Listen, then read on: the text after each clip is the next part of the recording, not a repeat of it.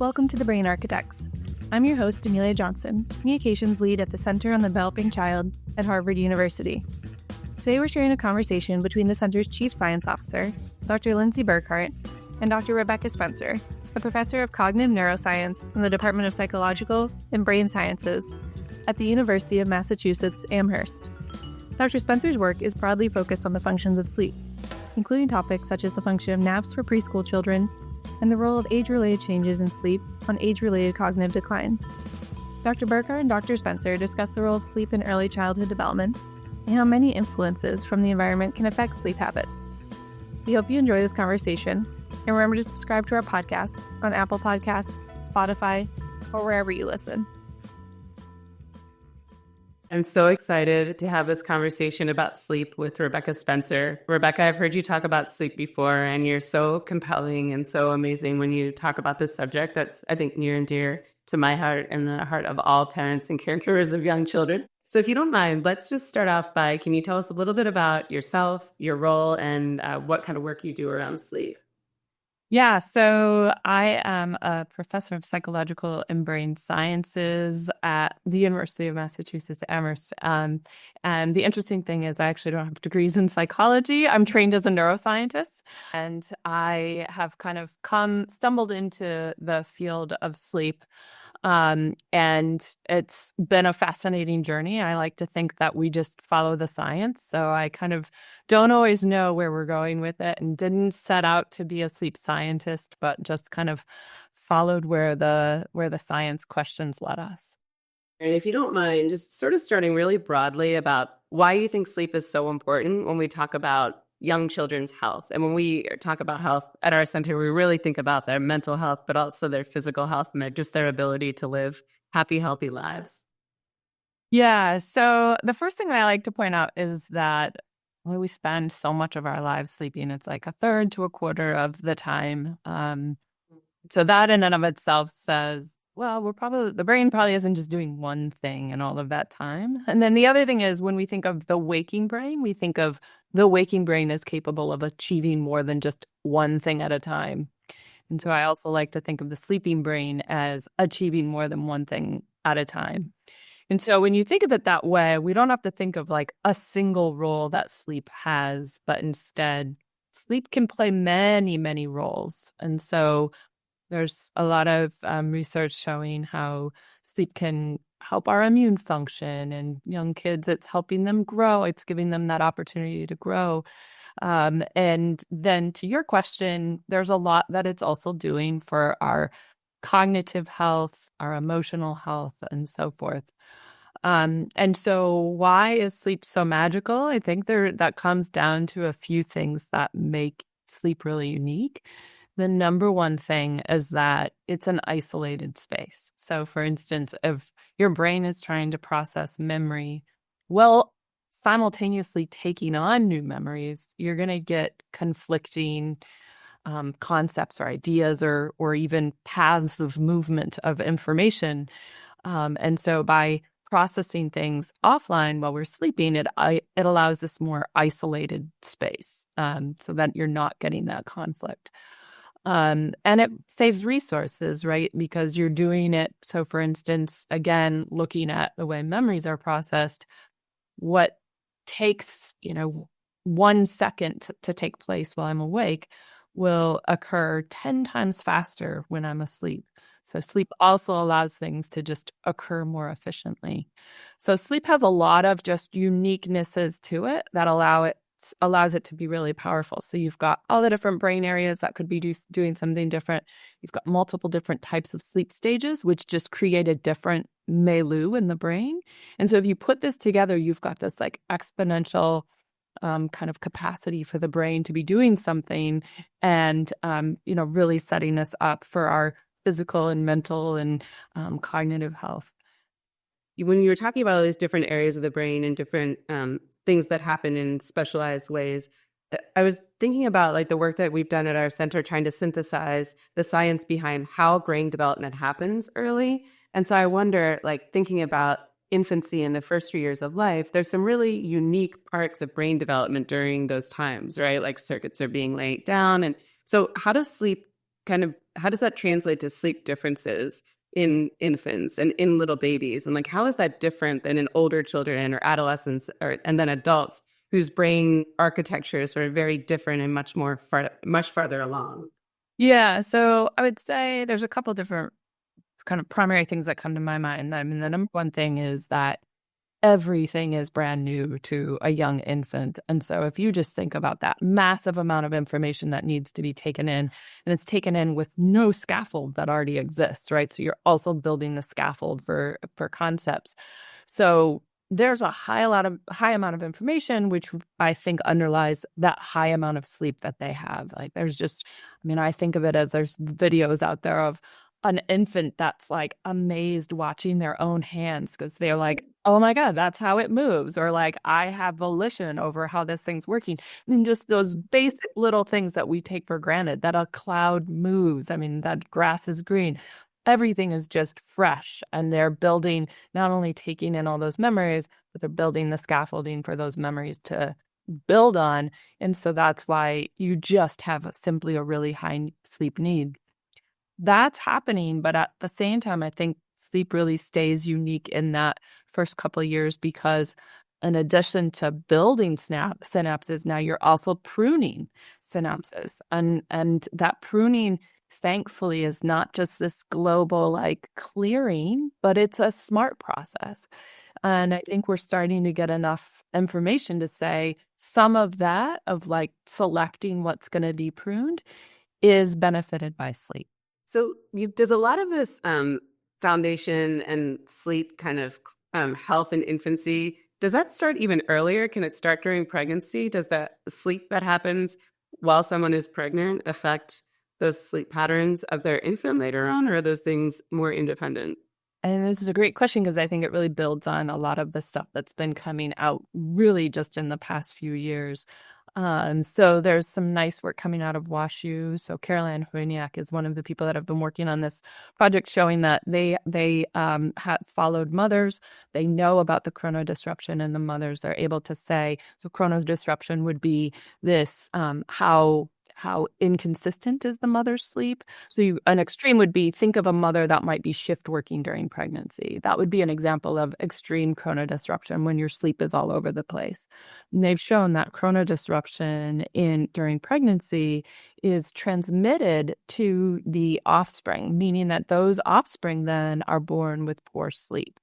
Interestingly, they also show a link between that chronodisruption in pregnancy and brain development, but also some of the social-emotional outcomes. So some of the temperamental behaviors in these infants, you can go backwards and say that's actually predicted by the sleep of the mother during pregnancy. And I like those results in the sense of they really tell us a target is not just thinking about the sleep after the offspring is born, but now thinking about what can we do to improve the sleep of the mother during pregnancy, and that being a way to support the offspring's development. Yeah. Now, as you were saying that, I'm remembering, the overnight shift work I did in the emergency room while I was expecting my third baby, and I can imagine people who are listening, many of whom might work these off shift hours or at different times. Are there, I know we always like to say it's never too late. I imagine that there's things you do to kind of provide positive influences on sleep and to get your baby off to a healthy start. Yeah, and I'm glad you bring that up because I think it's also important to say you probably also had some protective factors, right, that allowed you to, still eat healthy and still be able to sleep maybe when you had sleep opportunities. And not all shift workers, particularly like lower income shift workers, have those protective factors that, if you're taking the shift work and this chrono disruption in the context of probably reduced overall sleep, probably poor nutrition, and things like that. There's things that are, kind of collectively working against you. So I do think that also to what you said, is it, it's not too late. This is great. We can intervene with the pregnant mother, but it also says maybe these are the infants we really need to work hard with after birth as well. I love that. And thinking about infant sleep in particular, the pattern is so different in sleep early in life. think about an infant sleeping 20 plus hours a day, sometimes, hopefully. Hopefully. And that changes as they get older, but that more frequent sleep during infancy and then that consistent need to nap, in my experience, which goes through at least age 5, maybe even, I know probably we all benefit from napping. How is napping different in terms of the function it serves for our developing brains early in life? And how is that different than what naps get us, later in life? Because I'm assuming that napping is probably not going to ever be very bad for us.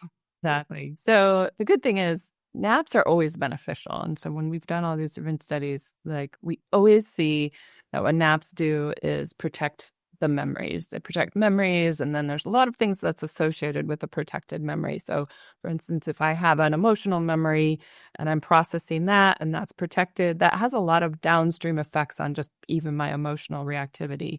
So naps are giving us that benefit at any age. The big difference, though, between a habitual napper and a non-habitual napper is just how damaging is it for them to stay awake during nap time. So by the toddlers are the habitual nappers. The habitual nappers are pretty much, we see them transitioning completely out of naps between like 3 and 5. So before that, if I keep some of those habitual nappers awake during nap time, it's really catastrophic to their memories. So it can really do harm to their memories. And then again, I think that all of those memories have downstream effects. So, if you don't process this emotional instance from the morning, that's going to make you more emotionally reactive in the afternoon. And that whole damage of keeping them awake during nap time is strongest for those habitual nappers versus once they've transitioned out of naps, what's interesting is they seem to be able to just hold on to that information until overnight sleep comes, and then I can take care of it then. I also often think of it in terms of the size of a bucket. And so if you're a habitual napper, you have kind of a small bucket, and you can only take on so much before things just start overflowing and you start losing things. So that's the catastrophic forgetting.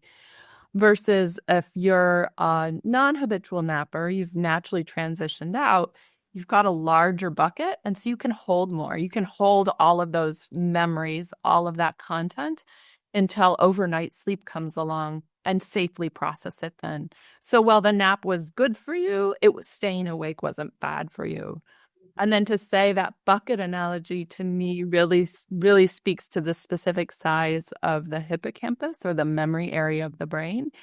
And we think that that is one of the big predictors as to when is a child naturally ready to transition out of naps. And it's always tricky because parents would love to know, like, is my child done napping? Do I have to stay home in the middle of a Saturday afternoon for them to nap? And so far, we don't have any magic way to say how big is their hippocampus to know that answer. But it does say, right, like that we should give them the opportunity to, because if they have the opportunity to and they nap, that's great. And it could have been catastrophic for them to keep them awake. So I think particularly as they're still developing, their brains are developing, they need that time. Yeah. These transitions out of naps don't happen in an instant. They kind of come and go even for a month or two. You might see a non-napper go back to napping briefly, and we think that relates to other developmental milestones they might be achieving. So it's tough because I totally get it as a parent, like why you want some convenient, like make these naps go away. But it's true that they probably need them. Yeah. And when you were talking about the emotional reactivity around napping, I'm trying to think of like what this might look like in a preschool classroom, like sort of how it lets you kind of reset and download, emotional experiences and start. Is it fair to say sort of with a clean slate when you wake up, you can tolerate a lot more? So if you see someone next to you having a meltdown because their crayon broke and you haven't napped, you might be more likely to join them and kind of feel dysregulated when you see their dysregulation versus if you've been able to clear your slate with a nap. Is it fair to say that that child might be able to kind of manage and control their own emotions or learn from the emotional processing they've had in the morning because they've had a chance to download it, store it away, and start fresh? Spot on. I mean, I think that's exactly the way I would think of it. I think that without the nap, without having processed those emotional memories, and by the way, I think like an emotional memory for a small child is like, mom made me put my shoes on and I didn't want to, or like somebody broke the crayon. So like when we talk about emotional memories for kids, like I'm not talking about showing them some like horrific image. It's those things that like to me might not be a big deal, but like for a small child, like mom made me put my shoes on and I really didn't want to. That was an emotional event. And so they have the nap, they put that away, they process it. That clean slate afterwards means now when there's like, wild and wound up child in the corner, maybe like one jumping off the table in this corner, if without the nap, they're going to be hyper attentive to those things. But with the nap, they're more, my cool as a cucumber, right? Like I can handle that, but I'm not going to get distracted by that. I'm not going to emotionally react to that. And so I think that's the common parent and preschool teacher observation too, is their gut reaction is when we're going to come in and we're going to do a study with these kids and we're going to keep them awake during nap time. They're like, oh my God, good luck with that.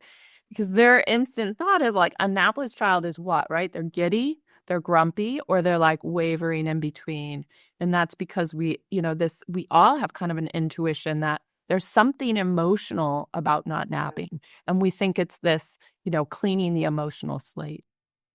And there's similar kind of parallel for learning. Is that right? In toddlers where they, things that they learn, which are different than, an older adolescent studying calculus. The things that you learn as a toddler, you sort of file away in a short-term, long-term fashion during sleep. That's right. Exactly. And so that is everything from letters and numbers and stuff that they're teaching in the classroom. That's even some of this, they're learning a lot of motor patterns and how to achieve different movement functions. All of that is getting processed during sleep and coming out the other end and hopefully getting stored away. And you can also see that it's also helping them make generalities, right? So that, the word dog doesn't just refer to my beagle at home, but it refers to this whole category. So those kind of generalities that we need to make about the things that we're learning, sleep is also helping them with that. And I'd heard you talk before about the consequences of sleep disruption in learning. Can you talk more about that, especially in those youngest kids? Yeah, so it is true. You can see various different reasons that the sleep gets really disrupted. But like, for instance, one of them is like if the child's been sick for a while, they might go up through a period of where they're sleeping, but it's not sound sleep. You can see disruptions in their learning associated with that. So there's disrupted sleep seems to really kind of put a pause on learning. They do a decent job of when I'm able to give them sleep again, they can catch up with it. There's an interesting concept that has been tacked onto this in children, and that is this idea of bedtime math. It's now a nonprofit, but where the idea is to help kids acquire math skills. If we have them practice some really simple problems right before bed, that's a way to kind of prime what information they're thinking about as they fall asleep. And so that's a way to say, how can we take this concept and help those kids that are maybe struggling to learn? Well, let me kind of prioritize what they're thinking about as they go to sleep and help them with those math concepts, because theoretically it will then kind of come to mind while they're sleeping. So that's a nice way to kind of turn it on its head and say, okay, it could be bad to be sleep deprived and hurt memory, but how can we also utilize their sleep to help their memory? Oh, that's so interesting. Yeah, I never thought about math before bed, but it's an opportunity there.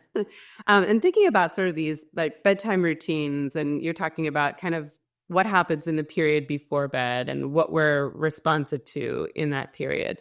We hear a lot about light as an influence on children's sleep. Are they similar? Is it similar to adults in our light sensitivity? Or when we think about early childhood, a lot of the work of our center is synthesizing science around why children are so sensitive to many exposures early in life. And in many cases, they're much more sensitive to some of these exposures than older children and adolescents. So does exposure to light fit in that category of being more sensitive in early childhood? And if so, like, how does that translate to how light can affect their sleep, for better or worse? Yeah, so this actually is a really timely question because there was a recent paper that came. It was led by Lauren Hartstein, who's now at Arizona.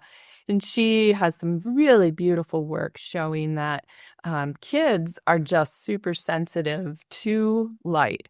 And so how quickly, so your melatonin, so to back up and say, why is light so relevant to how we're sleeping? It's that melatonin, which I think we all generally now know is associated with sleep. We can buy it at CVS as our sleep aid, but we already have the melatonin in us, but it's regulated by our light exposure.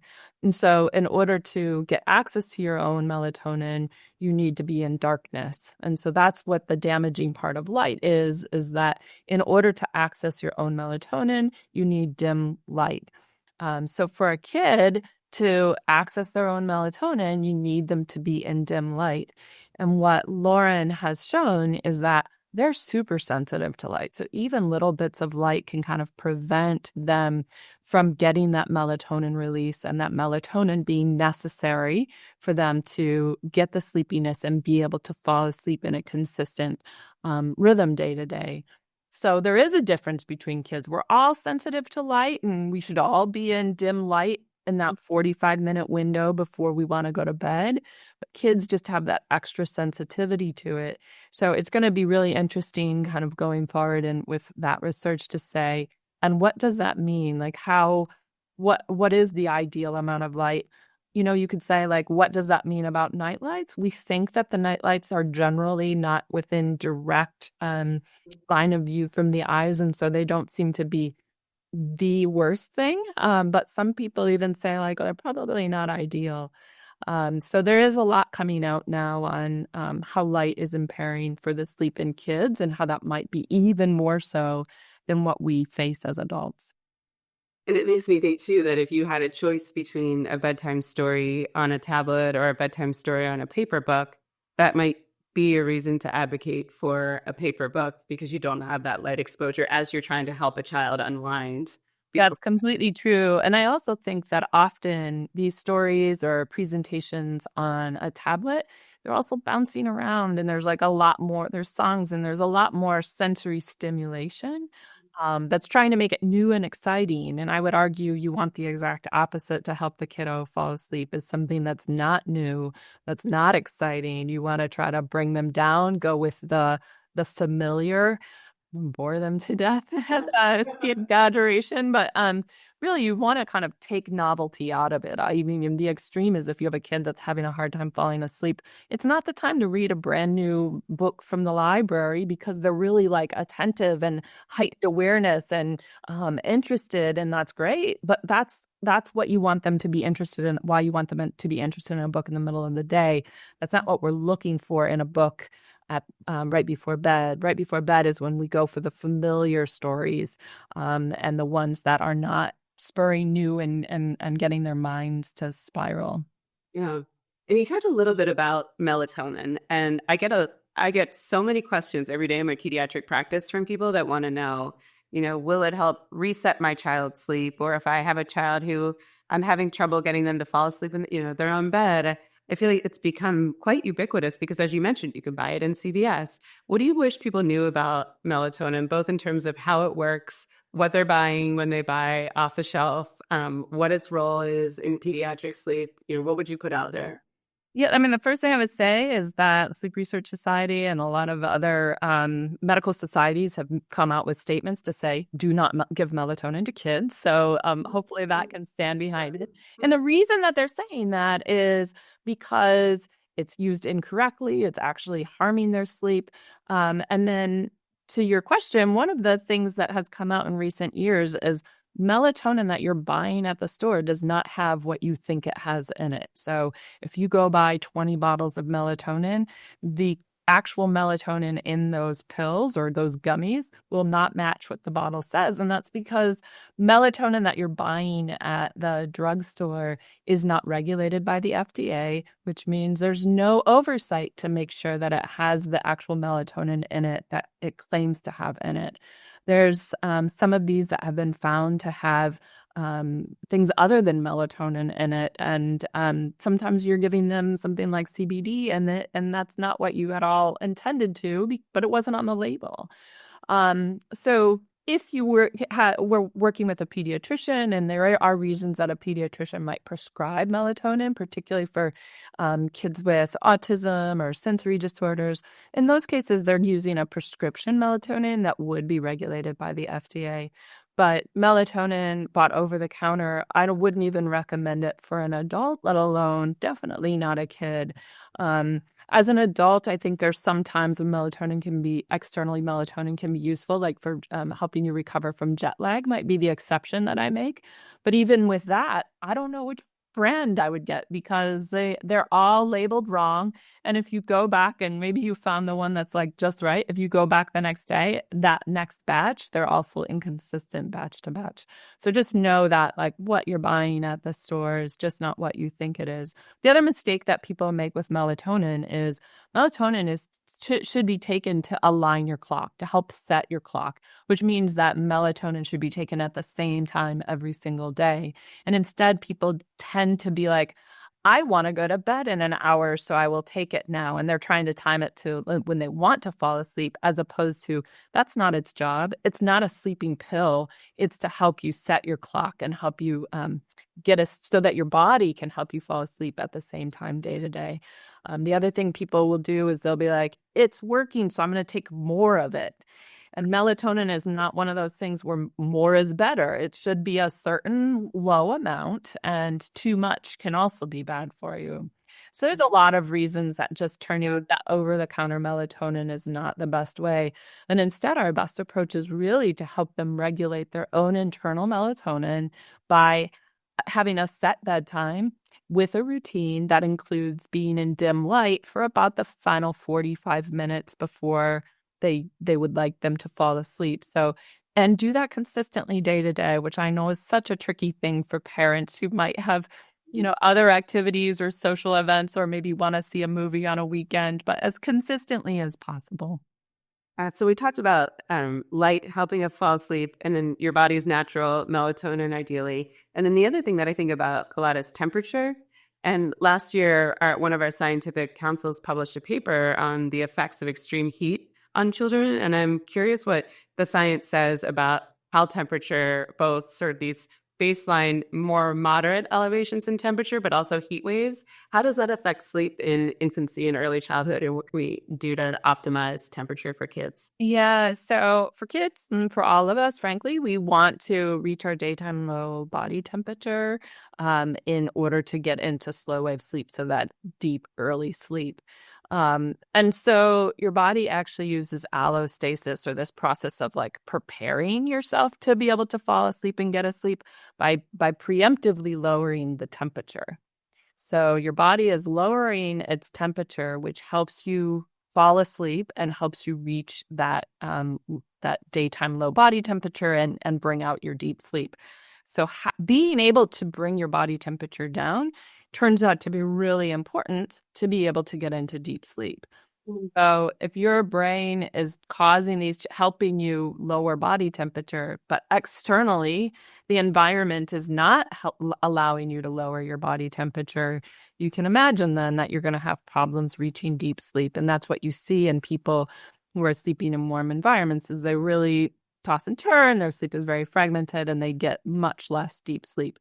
And so this is true in kids as well, and why an overly warm environment will really be hard on their sleep. One thing it also tells us is that we do have control over is we have a tendency to like super swaddle kids, and we think of sleepiness as like warm and cozy, but we sometimes take that warm too far, right?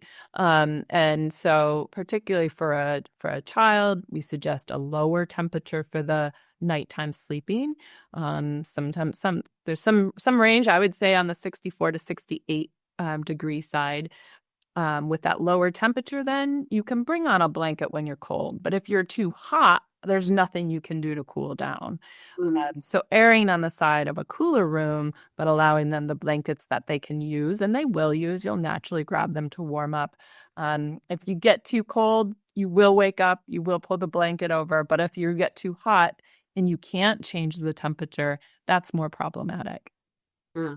And I think about the smallest children too, who rely on us to help regulate their temperature. So if you're a very young baby and you're swaddled and it's at a hot room, you can't unswaddle yourself. Exactly. Yes. So they exactly. And then we have such this like, warm and cozy kind of thought and association with sleep. But I think we then can tend to take that too far. So if they're swaddled, particularly in a thick swaddle, and the room is warm, you might think about whether both are necessary. If it's a warm room, give them something that's lighter or more flexibility to be able to cool their temperature down. And when we think about all these things, whether it's the light or temperature, it feels like there's this whole category of influences that are sort of beyond what maybe individual parents or caregivers can always control. And so it just makes me think that there's a role when we think about early care and education centers, pre-K programs, our policy environment. There's like a whole group of people that we can bring in that can help to optimize these broader environments that kids are sleeping in. So what are, if you had to think of some ways that in these environments you would want to help optimize things for kids, either making sure that they can sleep or creating comfortable environments that surround them while they sleep, what do you think we can do in that space collectively, or what can we advocate for? Yeah. So first, we've done a lot of studies in childcare centers, and I have to give my hats off to the people that work in those centers because they are hardworking, and it is hard, and that is kind of the hardest time of the day, is that like lunch to nap time transition. So God bless them. But that said, I also think that one thing that happens is most centers, their lead staff get to go on a well-deserved break during nap time. And so it leaves the staff that are present during nap time. It tends to be very transitional. And in quite a few of the centers we're in, it's noisy. I think conversations are held at sometimes a very full level. And so there's a real mix in terms of how much effort is put into maintaining a sleep-friendly environment in those cases. I think there's a lot that we could do better in those environments to really appreciate that, like, this is part of the education, right? I think we kind of forget, but if I'm here to say naps are helping learning, if without that nap, they're going to forget 15% of what you spent time teaching them in the morning, thinking of the nap as really helping them with the educational goals, that suggests we need to put more effort into making naps valuable, which means, setting up the rooms, keeping them quiet. Maybe we're thinking about the lighting. Maybe we're thinking about the sound more in ways that often I think gets taken for granted because, it's nap time. It's not checking the educational goals. But again, it is checking educational goals. Right. And it's seen as sort of a competing priority, right? In places that are even maybe very, supportive of things like universal pre-K. From a policy standpoint, I think wanting to optimize learning is not directly tied to sleep, but that's an explicit connection that we can make where people say, we're going to fund this program, but we want the kids to spend all their time learning. But actually by sleeping, you're boosting the effectiveness of all these educational interventions. And that's a great thing to bring up, is if you look at states that now are funding universal pre-K, they're not all requiring nap time. So you could start right there by saying, like, does it even exist, let alone what does it look like, right? And I think that's been an unfortunate kind of overlooked aspect of the universal pre-Ks that have been coming out in various states. Is if you look into it, they're not required to have a nap opportunity. This is a terrific conversation. I'm so grateful to you for being here, and I learned a lot. I'm sure everybody listening did too, and we're really grateful for your time and hope you'll come back soon. Yeah, absolutely. It was fun for me as well. Thank you for listening to The Brain Architects. Be sure to check out the Center on the Developing Child's website and social channels to learn more about developmental environments and how a wide range of conditions in children's environments affect their developing brains and other biological systems. You can also find science on a range of early childhood development topics, from the importance of responsive relationships, with toxic stress, how climate change is affecting children and their caregivers' health and well-being. See you next time.